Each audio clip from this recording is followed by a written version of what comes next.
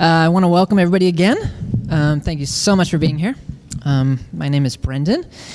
We're going to have a couple different speakers today, tell some stories, give some context to mental health awareness, and we're going to have a lot of information, so know that you'll have plenty of knowledge to go with and take with you, and you'll feel good about how to engage in this way. So our first speaker is Bailey Brewer.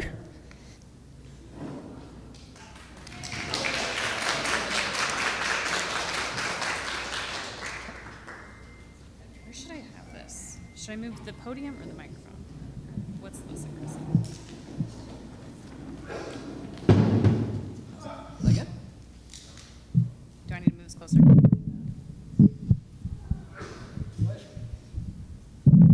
Can you hear me, Marco? No, not so much. Can you hear me now? Okay. Can you hear me well? Okay. You know, you tell people that you're not shy, and then you're like, yeah, sure, I'll speak in front of a whole room of people about mental illness, and then you're like, oh God, I'm really shy. But anyway, so I'm Bailey Brewer. I've been at Bethel for about a year. And I ironically work at a mental health center. Not ironically, but I happen to work at a mental health center. But I am primarily a writer. And I try to make my platform mental health as much as I can. So this is just a piece of my story. My mind has always been an overly active one. In many ways, I have found the time spent in my headspace to be some of the most joyful, life-giving moments of my life. The hours I've spent thinking, pondering, reading, writing, engaging in conversation, many of these have been greatly enjoyable, and in many instances I count them as gifts from God. But it has also been my mind that I have struggled with more than any one thing in my 31 years on this earth. When I was in my early 20s, I would react to this natural dichotomy as what is your blessing is your curse. Being an overthinker could be both good and bad. It made me creative and able to achieve, but at times I couldn't turn my brain off when I desperately wanted to. As I got older, the extremes of feeling blessed and feeling cursed became stronger. The opposite poles spread further apart from each other. My creative mind helped me to write things that helped me and others, but too much time spent introspecting would send me to the darkest corners I've ever known. On a good day, I was an artist. On a bad one, I was crippled. I was a hyper, happy, anxious child. I did very well in school and loved my teachers. I made friends easily, but I would regularly and sometimes daily get overwhelmed by my schoolwork. It didn't matter that I continually got good grades and had all the affection of my elders. One homework assignment too many, and my skin would turn hot and my heart would race. Oftentimes, my attentive and loving parents would see this reaction and talk me down, but many times I suffered silently until my breathing returned to normal, and I would power through with the rest of my homework, always bringing home an A or B in the end. This pattern followed me through college. Panic, achieve, repeat. Meanwhile, I spent much of my adolescent years in private dramatic wallowing. My family moved 3 times before I graduated from high school, and while on the one hand my extroversion made it easy for me to make friends, I often found myself feeling on the outside looking in. Alone in my room, I would listen to sad music, sometimes cry, and dream about being homecoming queen instead of feeling self-conscious every time I walked down the hallway at school. Just to give you one tiny example of how different my life was from that of my peers, I once literally took my brother to a dance.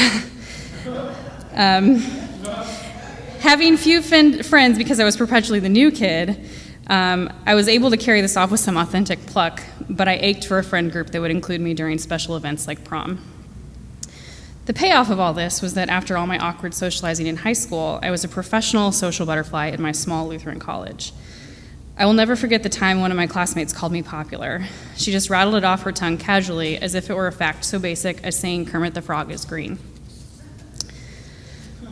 But just as becoming a celebrity doesn't heal one's woes, my popularity only carried me so far.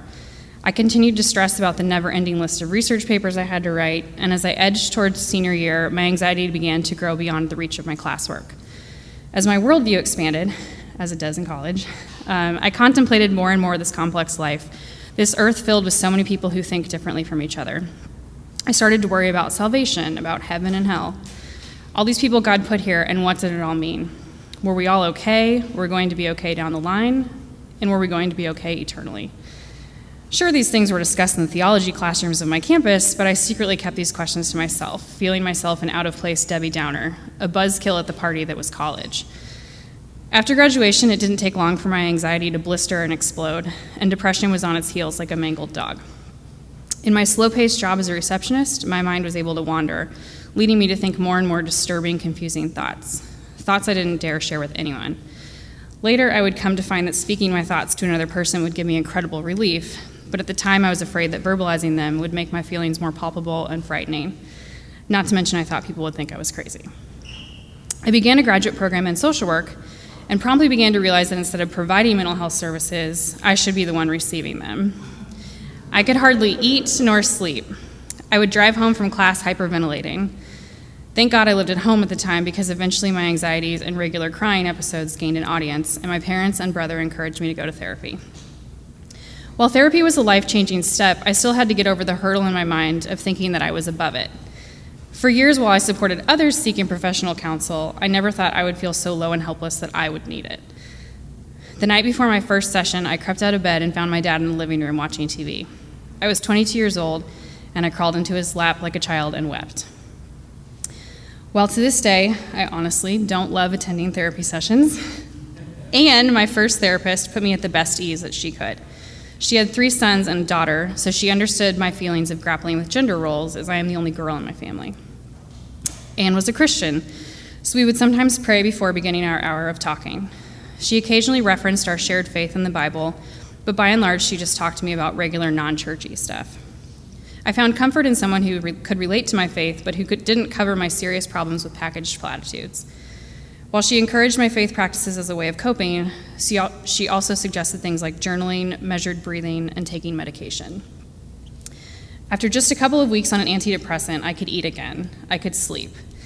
While still myself with all my individual creative Bailey thoughts intact, I didn't find my brain spiraling into scary, dark places that made it hard to do simple, fun things like go shopping, bowling, or dancing, or simply having a conversation and not letting your mind wander. It gave me my life back. Eventually, I got to a much better place, and I stopped seeing Anne. It wouldn't be the last time I would see her, though, or other therapists. Throughout graduate school, take 2, this time to study journalism, and to present day, I still talk to counselors off and on during seasons when I need them. Over the years, I felt comfortable enough that my doctor would wean me off of my medication. However, I would always find myself needing to go back on it in order to cope with my anxieties and emotions. After being taken off and put back on several times, a new psychiatrist finally decided I should probably up my dose of Celexa to help abate the depression that seemed to be creeping into my life. You can even be on it while you're pregnant, she said, indicating that medication might be a lifelong tool I would need to use. The bump up from 5 milligrams to 20 made all the difference. Still, I found myself fluctuating between happy and sad a lot. I talked to my psychiatrist about this as candidly as I could. I told her I wasn't thrilled with the idea of going on more medication, but I also said that enough was enough. I was tired of feeling one way in a moment and then feeling the opposite 2 hours later. I was game to try a mood stabilizer. While I've never contemplated suicide to the point of making a point for how I would carry out my own death, I have had moments wondering if my life might eventually end in such a way. The back and forth of my emotions was exhausting, terrifying, and 100% discouraging. It was proven over and over that I was incredibly strong and that God would continue to provide people who could help drag me out of my sadness, but I sometimes wondered if I would always be able to endure the struggle. After some trial and error with a mood-stabilizing drug that did not work for me, my doctor started me on Abilify, and 2 tiny milligrams of that stuff has proven to be a lifesaver. In a very short time on my new drug cocktail, I could see the difference. For the first time in almost a decade, I felt as I had in my younger years. Life was no longer a black monster. I could feel happiness and look forward to more. Moreover, I didn't feel like I was out of control with hyperness. After several months, I was confident that I could feel happy, even, and calm, and it wouldn't all be erased the next day. My faith and my faith community have helped hold me together throughout my entire life. Worship songs can feel like coming home. Prayer reduces the bubbling water inside me to a calm simmer and eventually to stillness. Sermons make me think, remind me that this ancient, mysterious book we read applies to my life now. Sitting in a quiet sanctuary centers me.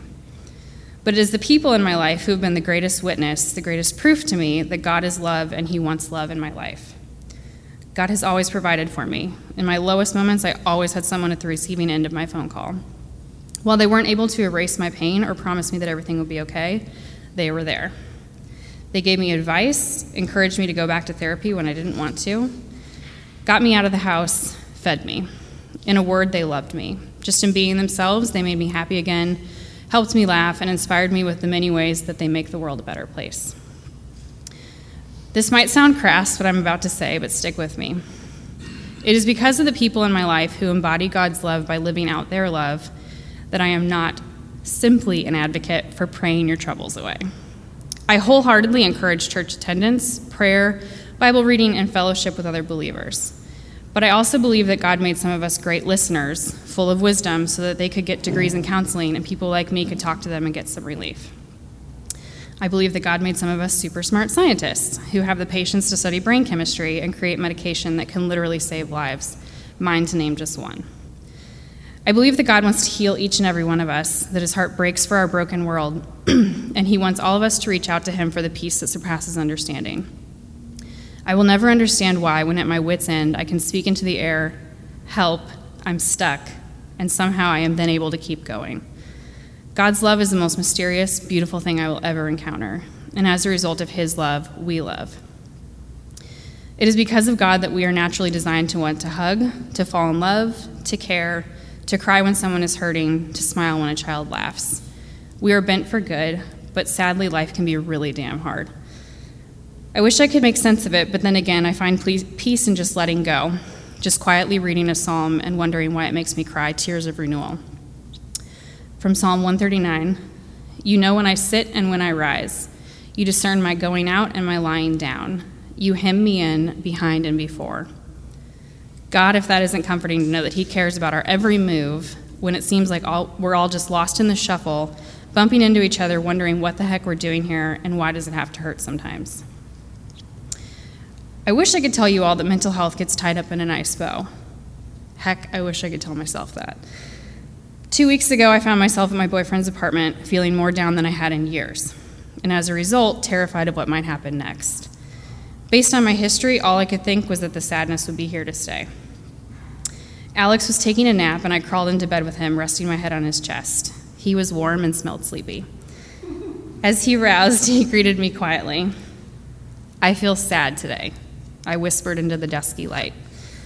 He draped a heavy leg over me and wrapped his arms around me. I laid there like a burrito, warm tears drizzling down my face onto the comforter. For years, I longed for a lover to wrap me up like this, but even as Alex said, I'll always be here for you, I felt flashbacks of what it was like to face my sadness and how alone I felt. The heaviness of my past was too scary to imagine facing again, Alex or no Alex. So, how am I facing my current situation? 1, I have talked to my therapist. I am monitoring my moods to report back to him so we can explore together whether a medication adjustment might be necessary. I'm talking to friends, family, and Alex, and you guys, checking in about my moods and my fears. I am writing, dissecting my thoughts and deciding what might be affecting my feelings. Am I stressed? Am I asking lots of big life questions, etc.? And through it all, and if I can leave you with just one piece of advice, may it please be this: I will never remain silent. Please, I beg of you, speak up. If you are sad, anxious, panicked, mad, confused, lonely, fearful, tired, or for that matter, if you are feeling too happy and out of control, say something. Find someone, somewhere to tell your troubles to.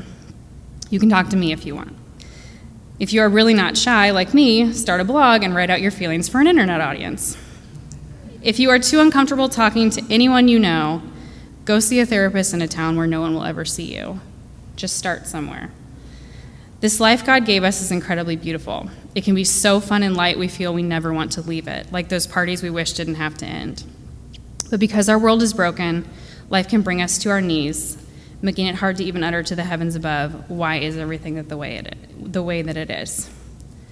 But I am living proof that if you reach out to God and to the people he made to love, you will start to understand why he came to earth in human form, to give us peace, assurance that we are loved by him, and to provide an example of how we can love each other. How to lift each other up, wipe away tears, listen, make psychotropic drugs in a lab, dance, write, sing, share a meal, pet animals, plant flowers, to laugh, to bow our heads together and turn again to Him. May you all be well, and God bless you.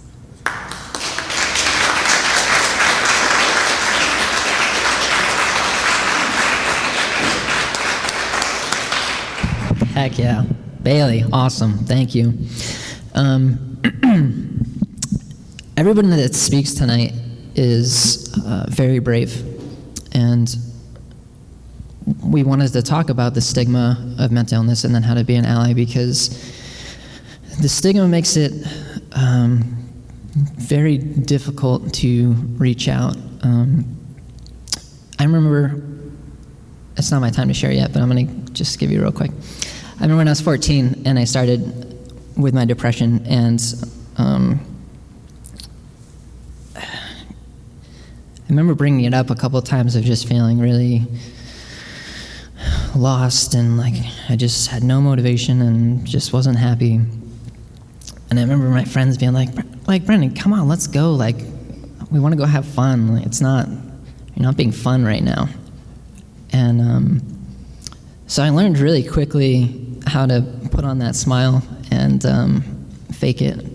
And it took me a minute to get help as well.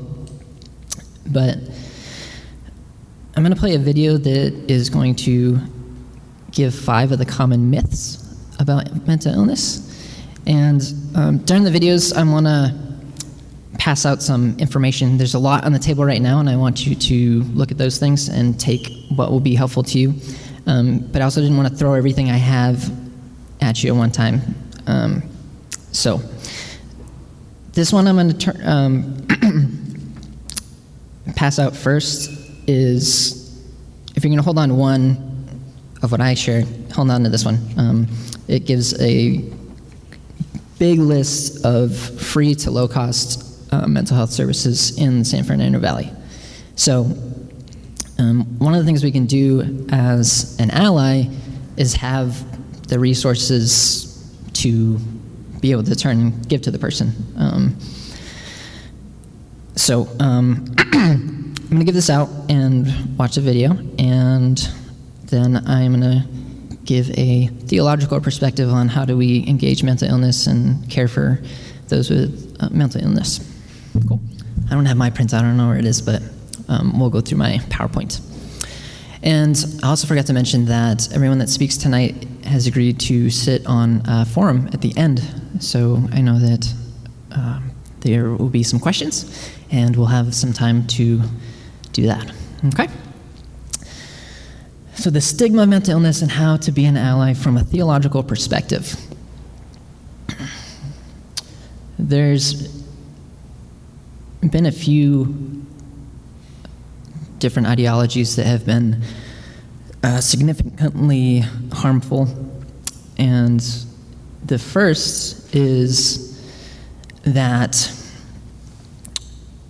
mental illness is demons inside a person. And so the remedy for it was to cast out the demon. The second, oh yeah, can I borrow that?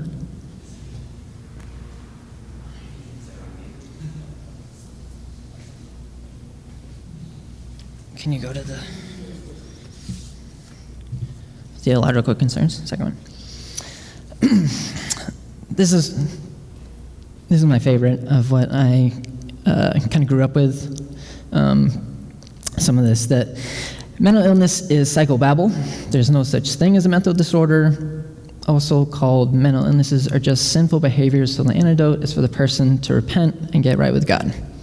So I've been a part of some religious communities that don't recognize mental illness as legitimate because they can't see it, and it's a matter of just being down and having a poor outlook on life, and you have poor faith. So what you need to do is pray more and get into the Word, and that anything in your mind is going to be taken care of that way.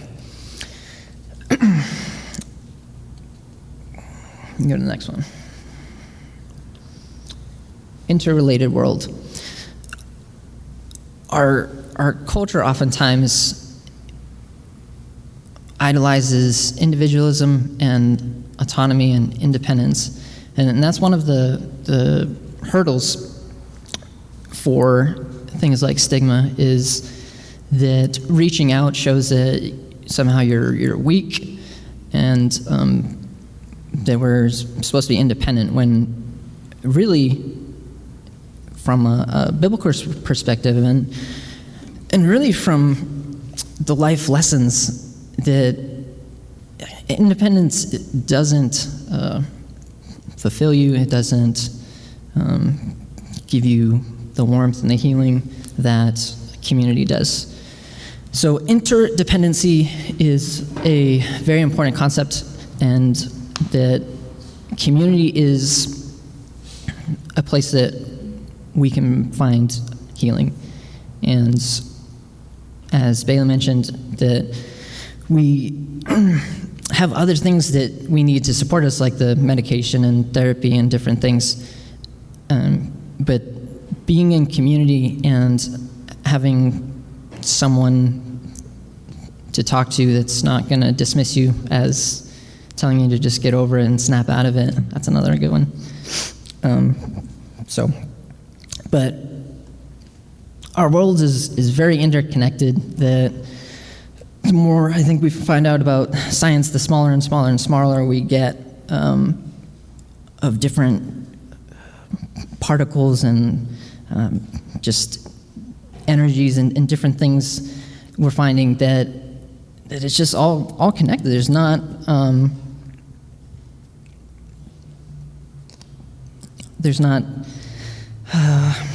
I'm here and you're there and we're separate, and that's how we go through life. Okay, next one. Everyone has mental health needs, whether or not they have a mental health diagnosis.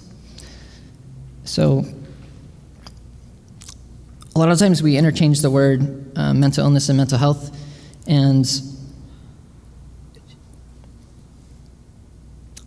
for mental health, we really mean you don't have a chemical imbalance in your brain, but we all experience stress, we all experience pain, and we all experience anger and these different things. And so it's not like some people have mental issues and then normal people don't. Does that make sense? We can go to next. So in this interconnectedness, it's not a matter of if, but rather it's a matter of how we will impact others and the world. That smile that you show to someone, that hello, that welcoming look on your face and invitation to be in conversation and really listen is huge. And in chaos theory, it's been told that something as small as a butterfly wing can ultimately cause a typhoon halfway around the world. So we don't know how small of an action or a word that we're going to say, what impacts that is going to have in the world. So it really makes us think that we should choose our words and actions carefully. Next. Talked about community, that we find healing in our common human condition, that we all suffer. We just suffer in different ways. So if we can connect and know that we all share in this and that we share each other's burdens, that's good community. You can go to the next one. I need a water for a second.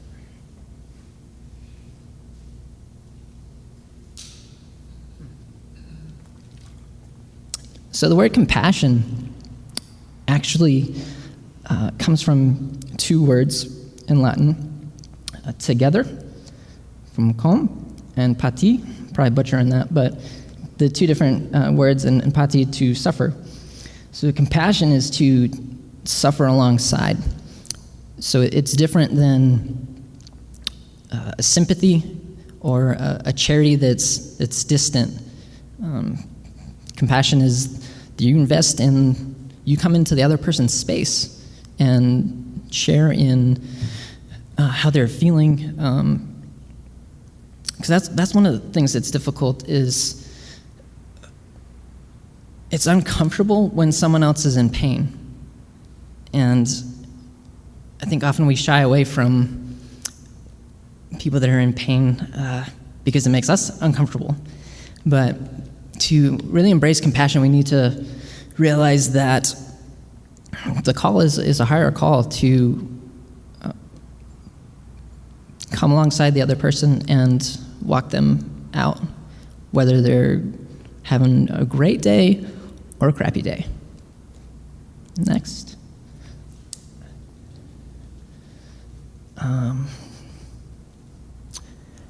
So a common question is that I've been asked is, well, if there's someone in my life that I kind of suspect is having mental illness or having struggle, like, what do I say to the person? And that's a good question, because there's not a right answer, other than you ask the person what they need. So sometimes I need someone to just unload and just tell all of my mess to, and sometimes I just need them to sit and be with me. And sometimes I need someone to give me my space. And that's the one my wife least likes, but that's how we're built. The idea of God's omnipresence, that God's not distant, but God is everywhere, that we're not gonna, we can't escape, we can't get far enough that God just can't reach there. It feels like God's not with us sometimes, but it's really our awareness. It's not that God moves over here, but not over there. So I really like this imagery of, think of water as a metaphor for God. Water that rushes to fill all the nooks and crannies available to it. Water swirls around every stone. It sweeps into every crevice, touches all things in its path, and changes all things in its path. That if you watch a stream, there's all these different rocks and just little branches, things going everywhere, but the water it just touches everything. There's not a space it doesn't reach. So I thought that was a cool image. What else we got? So we cannot be separated from God's love. We hear from the Apostle Paul said that neither height nor depth nor anything else in all creation will be able to separate us from the love of God. Next. God knows our suffering. David in the Psalms says, "You've kept track of my every toss and turn through the sleepless nights, each tear entered into your ledger, each ache written in your book." And then later, because Jesus suffered when he was tempted, he's able to help those who are being tempted. You can go to the next. This is my favorite name for God is Emmanuel, because it means God with us. And I really believe that God hears, knows, and feels us.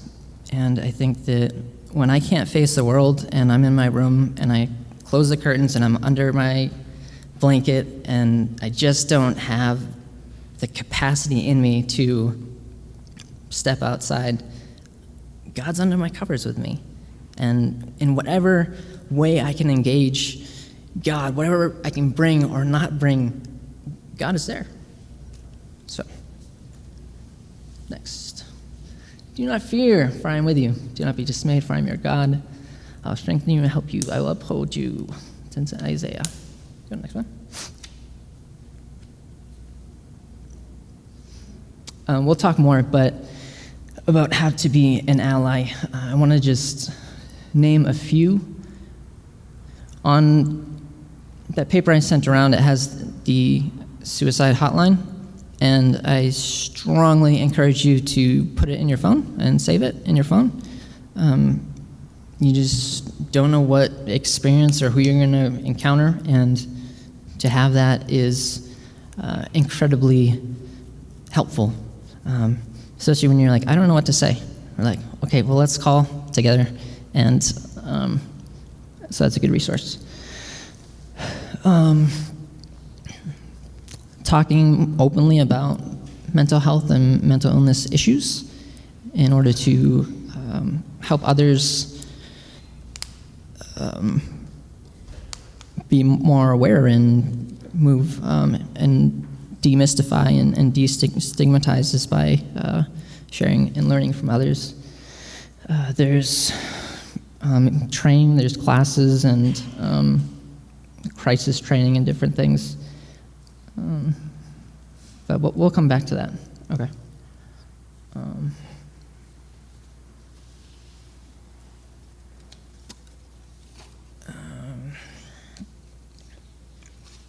You can skip that too. Let's go to the doctor one. Okay, so some of the things that aren't helpful, in my experience, for someone that is trying to be helpful, good intentions, but don't play your friend's doctor. Don't try to assess what's going on with them if you're not a professional and have the training to know. And don't tell me that which medications are good and which ones are bad for me. It's really not helpful when people address that. So don't play doctor, please. And it's important that we know that most mental illnesses are chronic and have no cure. So we deal and we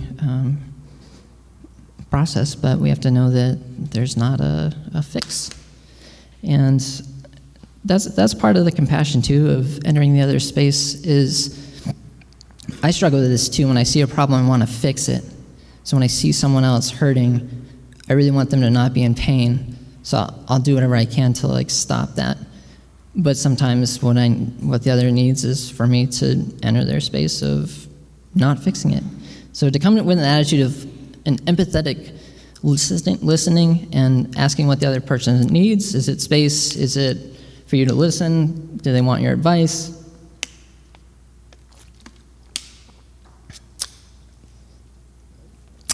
So don't try to, it's okay, you don't have to fix. We don't expect you to just be able to snap your fingers and that we're going to feel great.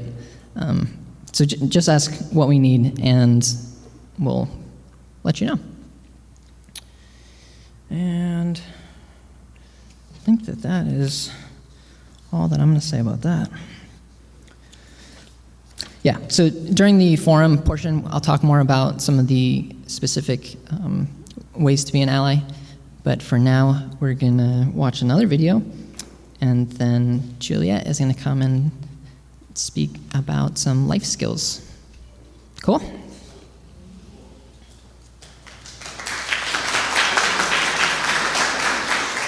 Hi. My name's Juliet, and I am super excited to be here today. I'm so excited. Yay. Now, I've actually just used a life skill just now to help me be a little more comfortable up here. And so that's what I'm going to talk to you about today, is some life skills. I've been going to Bethel for a few years. I have a little bit of experience with mental health because I have depression and anxiety. I don't like to say I suffer with it because some days, while I do suffer with it, other days I'm running away from it, and some days I have it stomped to the ground yelling, "You suck, I rule." That's how it is. Some days it's great and some days it's not. So we'll start with my disclaimer. I am not a doctor. What makes me qualified to talk to you today is I'm still alive. Life skills can only take you so far. If you are severely depressed, you do need to get some help. from a professional. A note for allies, a lot of these skills, while they will help someone, it's really overwhelming to be presented with all of them at one time or to be told, this is what you need to be doing, all of these things. It's just overwhelming. So when I use the words you or we, this is basically for people dealing with some kind of depression or anxiety. And if I'm going to talk about an ally, I'll directly mention that. Okay, so the next slide is about me, and I didn't want to commit to what I was going to tell you, but basically, I've been dealing with depression since I was in middle school. My family, it wouldn't have been really appropriate to talk about it, so I spent most of that time crying in my closet and coming out and putting a big smile on my face. When I went off to college, I was so overwhelmed with life that I had my first suicide attempt. I just swallowed a bunch of sleeping pills and got my stomach pumped, and they patted me on the head and sent me back to my dorm. My early 20s, I spent my life as a complete hot mess. I struggled with alcoholism. I had my second suicide attempt. That one was quite a bit more serious, and they dumped me in a mental health ward for a week. I needed to be there. Basically, during my time there, I smoked a lot. We had group therapy, and I got put on medication, which was great. But the thing I did not receive there was the other things that I felt I needed, and these were things I learned over the years that allow me to be a functioning person today, and these are life skills. So, I can commit to everything else I'm going to talk about. So basically, when I'm talking about life skills, just to put it in perspective, life skills is what can help you cope. It can give you a better quality of life and help you reach the goals that you're trying to achieve. And in this context, I'm basically going to talk about, for people, the life skills that are needed to deal with depression and anxiety. So it's kind of like a buffer. You can think of it as like a suit of armor that you wear or a toolbox that you have. So when you feel depression coming on like a freight train and you're like, what am I going to do? You open up your toolbox, like Bailey mentioned, you've got some things that you know to do when you're starting to feel bad. What's in your toolbox? Why do we need life skills? Because people with mental illness aren't able to do some of the things naturally that other people just find easy, that other people seem to just be born with. When I was in high school, I was looking at my friends in college, and how are you guys even standing up straight right now? It's so stressful. So when we're depressed, we don't do the things that make us happy. So when we take the time to do these things and to practice good life skills and good way of life, we can rewire our brains. We can make a structure and a pattern, and we can make an impact on how we feel. So this pie chart, it's okay. This pie chart is something that I just learned about, and basically what it is you've got your 50% of happiness is like what you have biologically. 10% is like, your life circumstances, and 40% of your happiness can be through intentional activities. And so those are kind of what I'm talking about today. Learning all you can about what you can control.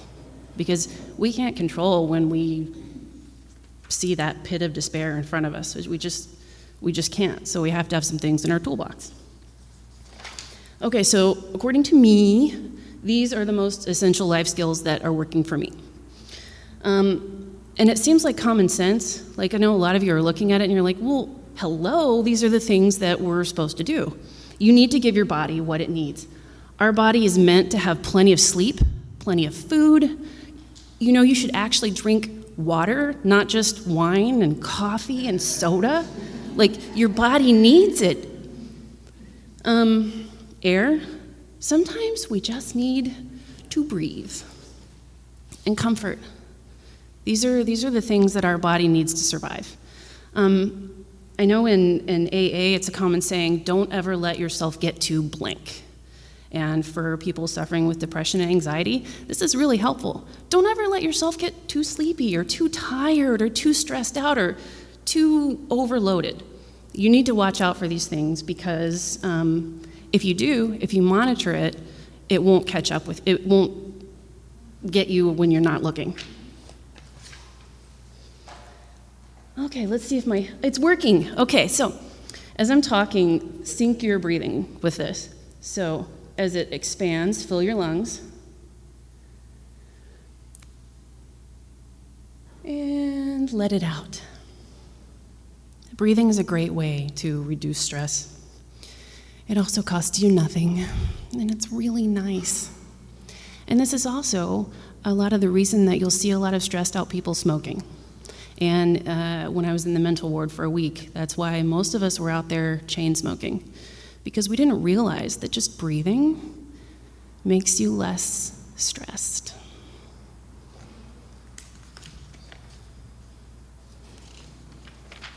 Okay, life skills from Scripture. And we have to be careful because these are things that can hurt when you try to dump it on someone else. These are also things that can make you feel wonderful, like a warm blanket. Proverbs says to guard your heart. And I love this because in the world there are so many scary, awful things out there. All the TV that we watch and all the stuff that we let inundate us can cause some stuff. You know, it makes us not feel good. So you gotta watch out what you let in there. Ecclesiastes says don't isolate yourself. You need community. You know, if you're falling down, do you want to fall into a net of hands that are holding you? That's what we need. We need those people to be able to speak into our lives. The enemy wants you to think that you're alone, and God wants you to know that you are never alone. And my favorite is Philippians. It's, finally, brethren, whatever things are true, whatever things are honest, whatever things are just, whatsoever things are pure, whatsoever things are lovely, whatsoever things are of good report, if there be any virtue and if there be any praise, think on these things.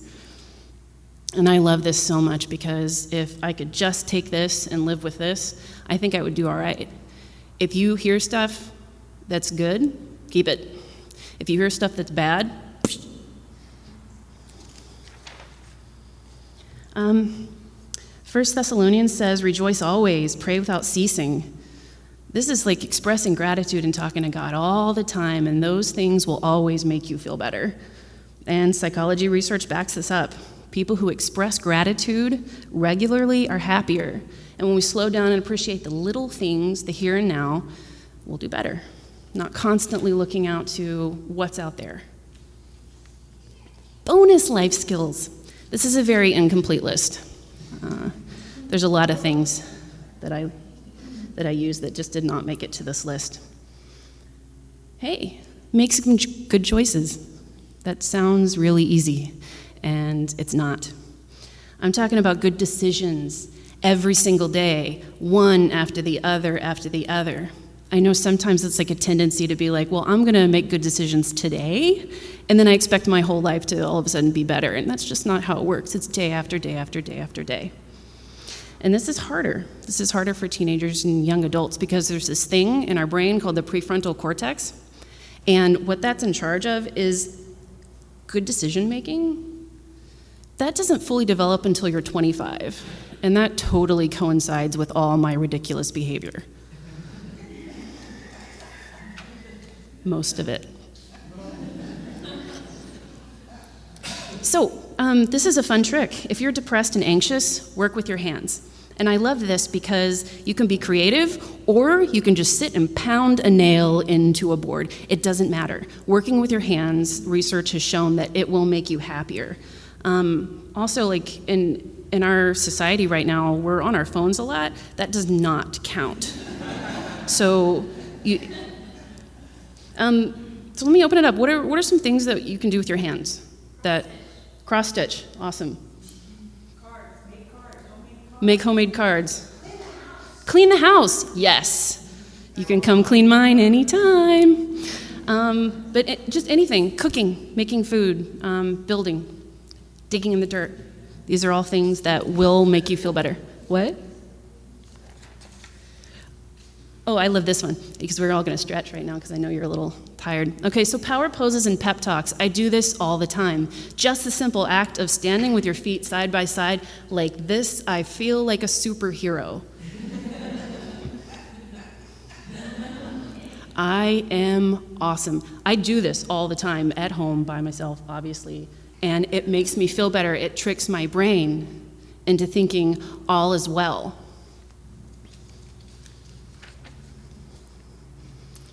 Learn what you can control and what you can't. The serenity prayer is also used a lot in AA. God, grant me the serenity to accept the things I cannot change, courage to change the things that I can. And there's the hard one, the wisdom to know the difference.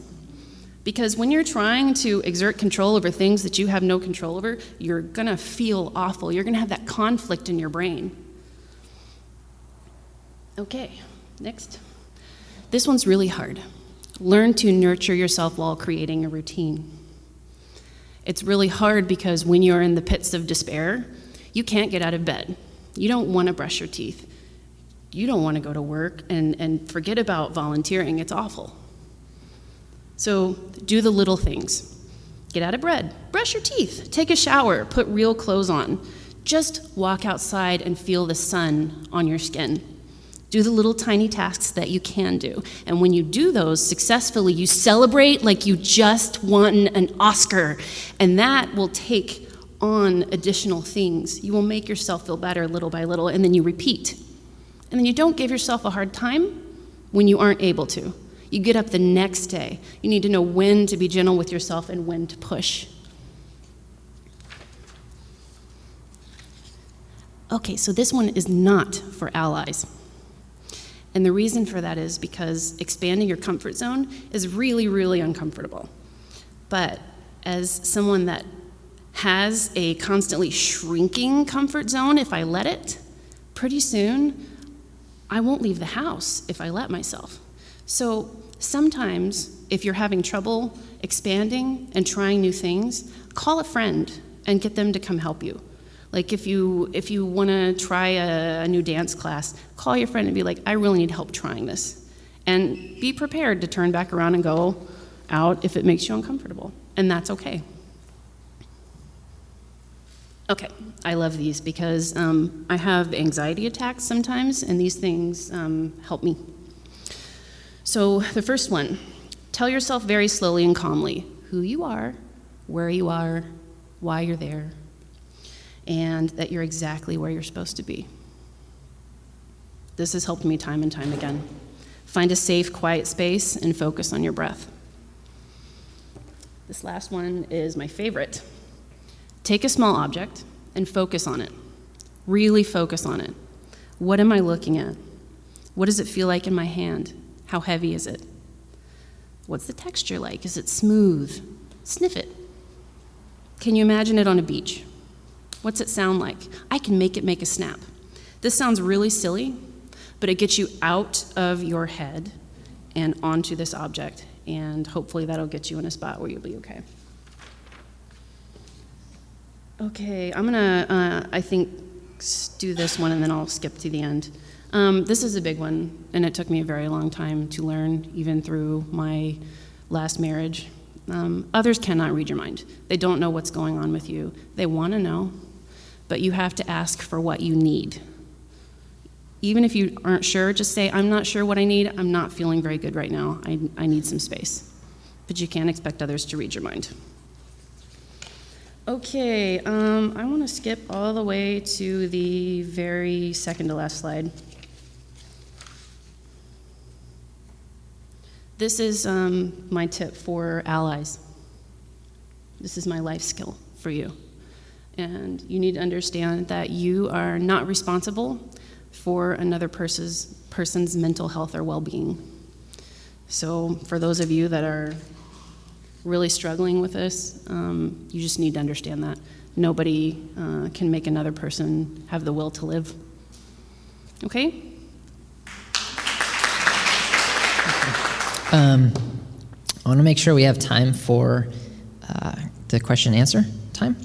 So our last guest evening for the night is Jeff Fox. So, welcome. I want to thank Brandon and Rusty for inviting me here to speak with you guys tonight. It's important. It's important because not a lot of churches or houses of faith will allow us in there. I think Brendan talked about it a little bit, but the prayer-based solutions are still very prominent in a lot of the churches. So they don't want to talk about mental health. They don't want to talk about suicide. But thanks to progressive churches like this, we can. And I really want to thank you guys for being here. More than anything, you're supporting us. This is what gets rid of some of the stigma. Let me tell you a little bit about myself, and then I can tell you where I've come from. Again, my name is Jeff Fox. I'm a father. I have two grown children, 30 and 35 years old. This is my second marriage. I've been married this time for 31 years. First time was 10 years. I'm 65 years old. And I've been an advocate for mental health for the past 10 years. So I've learned and researched a lot about it and self-taught.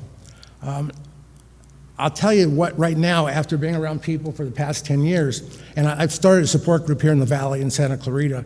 It's the only peer support group for depression and bipolar disorder, PTSD, and anxiety that we have in the Valley in Santa Clarita. So there's not too many of them. We have about 1,500 members that have come through in the last 6 years. And the thing that I've learned about people with a mental health disorder is how intelligent and talented they are. It seems to affect those people the most. I can't say that necessarily relates to me. I didn't even graduate high school, but I still did okay. And so it's phenomenal when you look at the people that are suffering the most and struggling the most with this stuff, how intelligent they are. And I think one of the reasons, if you can get it to basic terms, is because most people that are really intelligent believe they should just be able to think their way through this, and they don't. Now I'll go back to give you a backstory of myself. I came from a very dysfunctional and physically violent family. I think I can remember back about 6 years old, coming into the house and my dad was beating my mom. I think that's where my PTSD got started. I'm diagnosed with PTSD, bipolar disorder, ADD, and several other things from old age, but those are the basic mental health disorders I have. My first suicide attempt was at 10, and I never felt connected to anything. I never felt like I really belonged to anything. And my family, if you weren't a tough guy physically and mentally, there was no respect. So you had to act tough. There were several suicide attempts up to that time, and thankfully I grew up in the 60s, so people didn't recognize that drugs, alcohol, and rock and roll were bad for you because everybody did it. But I struggled a lot with drugs.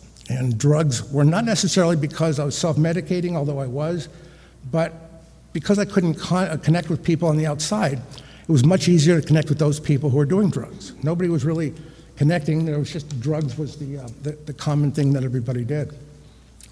When I was 19, I volunteered to go into the Air Force. I got in, I was stateside for about the first year. And I didn't go in this Air Force so I could be in the military. I wanted to go to Vietnam. You know, again, growing up in the 60s, I understood civil rights, I understood women's rights. I understood all this stuff. I just didn't understand what the Vietnam War was all about. And I thought it might be a great way to die honorably if I can get over there, and because all you did was hear about people dying. Well, I got to go over there after a year. I was a combat documentary photographer, so I saw a lot of action. And interestingly enough, in hindsight, that was probably the most healing time of my life. I felt connected with people. It was the camaraderie that you had. You and I don't have to like each other, but if we're on a mission together, I have no question that you got my back, and you have no question that I have yours. So it was something that we had in common. It was a real great thing. My mother committed suicide at 41, so just a few months after I got I left Vietnam, she had committed suicide. I came home and I took over my dad's business for other reasons. I always wanted to be an artist, but I've been a real estate broker now for 42 years. And fortunately, I've been successful at it, but I don't think I've ever really been happy about it. Like I mentioned, about 9 years ago, in 2007, I had my last suicide attempt. And after that, I just said, I can't do this anymore. I just need to find some way to deal with this stuff. Juliet mentioned the Serenity Prayer. I think that was the strongest thing for me. I put it on my computer, and every day I looked at that thing, so it helped me quite a bit. So there's a thing called wellness, kindness is a way to wellness. And I think my humanitarian, I always liked to bring home puppies when I was a kid. Even people that, we'll call them homeless today, I would feel sorry for them and bring them to my house. My mom would yell at me, but she'd feed them or something. So I always wanted to reach back. I always wanted to give out. And maybe it's because I wanted to get it back, which I never did. Again, I always felt kind of alone, detached. Even in a group of people, even with a big family, you can still feel alone. I use an analogy with mental illness is like trying to break through a glass wall. And you keep on hitting it and falling down, hitting it and falling down. Eventually you feel weak, you feel helpless, hopeless, worthless, and it affects our self-esteem tremendously. And if I look at people and I say why, I just can't understand why. They're great people. We don't celebrate our character as much as we celebrate the mental illness, the things we feel broken, we feel, it's distorted thinking, so we don't feel like we're whole. We don't like each other, ourselves. We beat ourselves up. It's distorted thinking. Juliet mentioned as far as the brain, I think you were talking about with the frontal cortex, but it's a little thing inside of our brain, and if I'm going to say it wrong, so if anybody can correct me, please do. The amygdala that affects our cognitive thinking and our behavior. It's a real small thing. Mental illness, or I call them mood disorders. I don't like the word mental illness because it doesn't connect to anything. But mood disorders, depression, bipolar disorder, anxiety, PTSD, these are all neurological diseases. And they affect our central nervous system, and our central nervous system affects what's going on in the brain. And you'll hear a chemical imbalance, but that's what it does. Chemistry doesn't move the same way as in our brains as they use everybody else. The reason I'm even mentioning this is because it's a stigma, and Brendan covered that really well, but it's a stigma that hurts a lot of people. Some statistics that you might not know is suicide is the 10th leading cause of death in this country. There's over 1 million reported suicide attempts in this country every single year. It's the leading cause of death on college campuses. It's the second leading cause of death between kids, but 15 to 25, I think it is.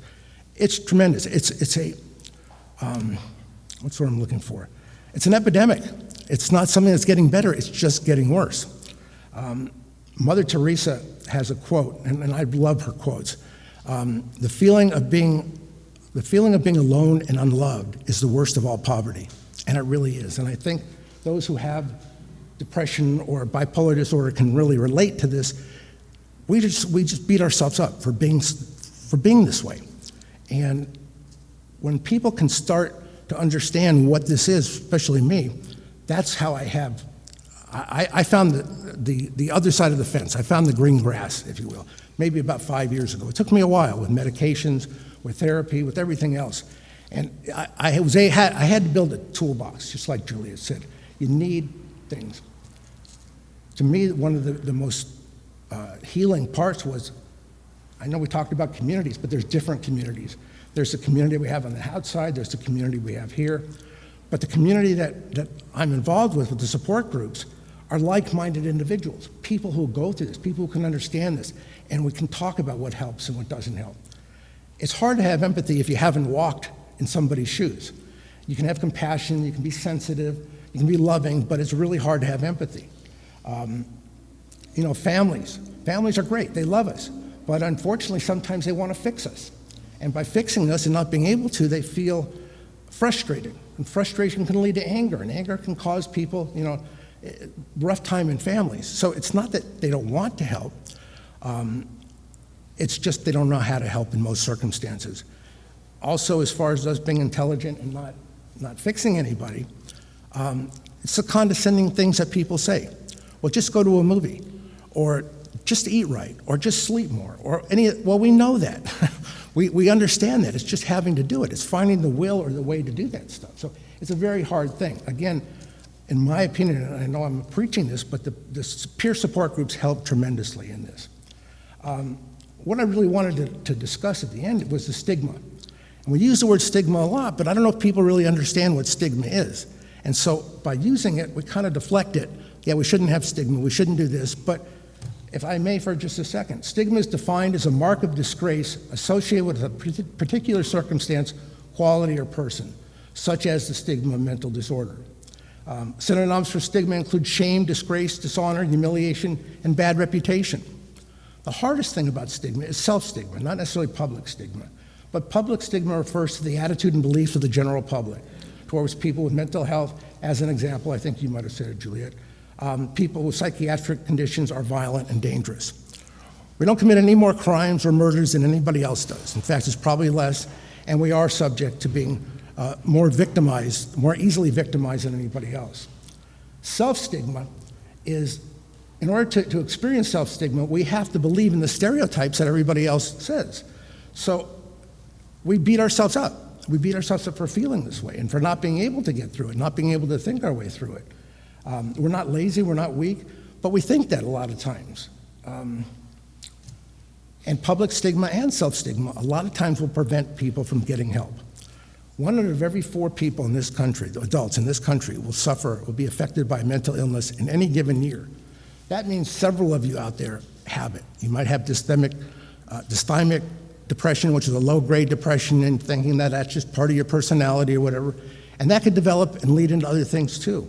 By the way, because it's a neurological disorder, it's related to cardiovascular disease, it's related to cancer, it's related to fibromyalgia, it's related to a lot of things that having these disorders can exasperate or make a lot worse.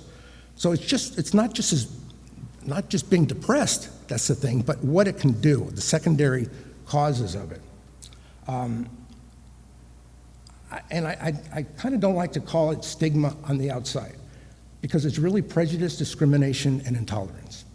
Prejudice is defined as an unfavorable opinion or feeling formed beforehand without knowledge, thought, or reason. In other words, it's ignorance, but you'd form that decision anyways. Discrimination is a practice of unfairly treating people or groups of people differently from other people or groups of people. That's what we face. We face that prejudice and discrimination out there, and that prevents us from coming forward. That prevents us from talking about it, which we have to do. And the last thing I'll say, there's a couple of things I wanted to say, but I think everybody kind of covered it. I did families, there's more people that suffer with depression in this country than cancer or heart disease combined. So it's a tremendous thing, and you don't hear enough about it. One support group for 1.8 million people in the San Fernando and Santa Clarita Valley. It's not justified. People don't talk about it. There's no money coming to the peers. There's money going to the people who are treating it, the behavioral health centers, the mental health, department, but not to necessarily the peers that are doing it, or how to prevent this stuff, how to get people together and communicating. So I guess that's it. And what I'd like you guys to do, if you really dig down and ask some really gut-wrenching questions, because I don't think anybody on this panel will hesitate to ask or will be embarrassed to ask. They're heroes. I have so much regard and respect for them for coming up here. I've been doing it for almost 10 years, like I said, so I'm used to it, but it's hard for people to just come out. So I'm going to open the floor, and I guess you take over. Thank you guys for listening.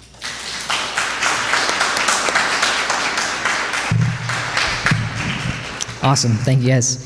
So I want to be respectful of everyone's time, because it is 7, and I said that it was going to be 5 to 7. So what I'd like to do is take a few minute break if you want to get more coffee or something like that, and then if you do need to leave, then there's no pressure there. And then we'll come back just in a couple minutes, just like 3 minutes, and that will give us a chance to set up a table, and we'll be up here to answer questions and things like that.